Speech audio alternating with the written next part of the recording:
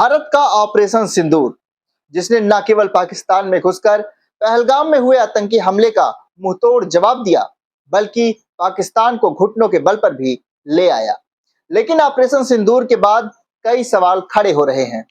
क्या भारत ने इस ऑपरेशन के दौरान अपने अत्याधुनिक राफेल लड़ाकू विमान को खो दिया? पाकिस्तान के दावों और सोशल मीडिया पर वायरल तस्वीरों ने इस चर्चा को हवा दी। लेकिन भारतीय सेना ने इस मामले पर क्या कहा, आइए इस खबर को विस्तार से समझते हैं। 7 मई 2025 को तड़के भारतीय सशस्त्र बलों ने ऑपरेशन सिंदूर के तहत पाकिस्तान और पाकिस्तान अधिकृत कश्मीर में 9 आतंकी ठिकानों को सटीक मिसाइल से हमला किया। यह ऑपरेशन 22 अप्रैल को जम्मू कश्मीर के पहलगाम में हुए आतंकी हमले का जवाब था, जिसमें 26 लोग मारे गए थे।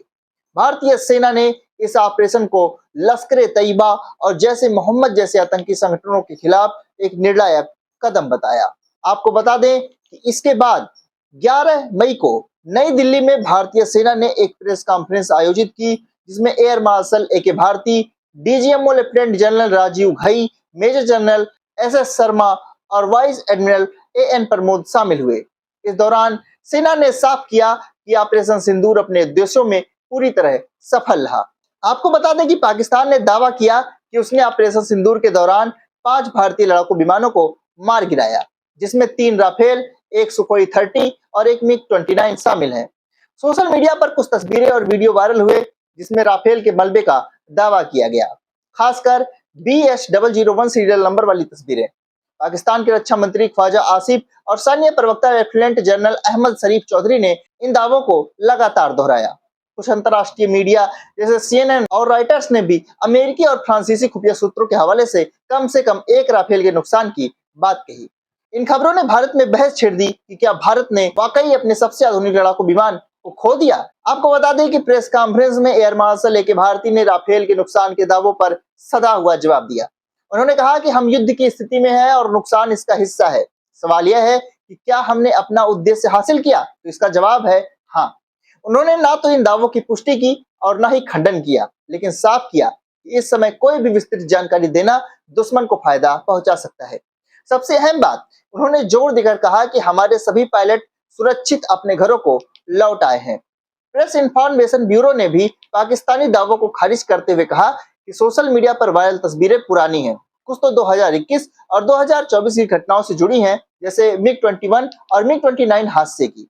पीआईबी ने स्पष्ट किया कि ये तस्वीरें ऑपरेशन सिंदूर से संबंधित नहीं हैं। प्रेस कॉन्फ्रेंस में DGMO lieutenant general Rajiv Ghai ने बताया कि 7 से 10 मई के बीच नियंत्रण रेखा पर हुई झड़पों में पाकिस्तान के 35 से 40 सैनिक मारे गए। उन्होंने कहा कि पाकिस्तान को भारत की त्वरित और सटीक प्रतिक्रिया की उम्मीद नहीं थी। पाकिस्तान ने भारतीय सैन्य ठिकानों और रिहायशी इलाकों पर ड्रोन और मिसाइल हमले की कोशिश की, लेकिन भारत के S-400 एयर डिफेंस सिस्टम ने इस सभी हमलों को नाकाम कर दिया। भारत ने जवाब में ब्रह्मोस मिसाइलों का इस्तेमाल किया, जिससे पाकिस्तान को भारी नुकसान हुआ। हालांकि इस संघर्ष में भारत ने भी अपने 5 वीर सैनिकों को खोया, जिसके बलिदान को सेना ने देश के लिए अमर बताया। इसके साथ ही अधिकारियों ने पाकिस्तान को सख्त चेतावनी भी दी है। उन्होंने कहा कि अगर उसने भारत पाकिस्तान युद्ध विराम समझौते का उल्लंघन किया तो भारत पहले से भी बड़े पैमाने पर जवाब देगा। तो क्या भारत ने ऑपरेशन सिंदूर में राफेल खोया? भारतीय सेना ने स्पष्ट किया कि ऑपरेशन अपने उद्देश्यों में सफल रहा।